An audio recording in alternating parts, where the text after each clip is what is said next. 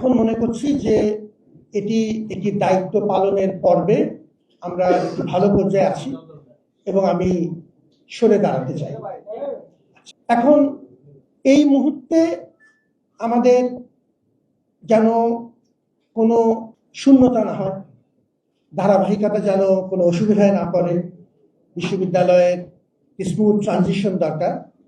সেজন্য আমাকে যদি সরকার মনে করেন, অংশীদাররা যদি মনে করেন যে আরো কিছু সময় এই ধারাবাহিকতার প্রশ্নে হঠাৎ শূন্যতা যেন না হয়, সেই প্রশ্নে যদি তারা কিছু সময় নিতে চান, আমি সেটি বিবেচনা করতে রাজি আছি বিশ্ববিদ্যালয়ের ধারাবাহিকতার সাহায্যে।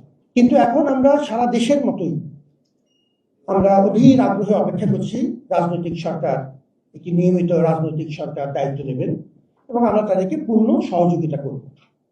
সুতরাং আমি সরে দাঁড়াচ্ছি এই কারণে যে আমি একটি বিশেষ পরিস্থিতিতে দায়িত্ব নিয়েছিলাম। এটিকে কোনো সময়ই আমি নিয়মিত চাকরি মনে করিনি। উপাচার্যের দায়িত্বটি আমার কাছে একটা আমানতের মতো ছিল। আমাকে ছাত্ররা অনুরোধ করে ভালোবেসে এই দায়িত্বটা দিয়েছিলেন।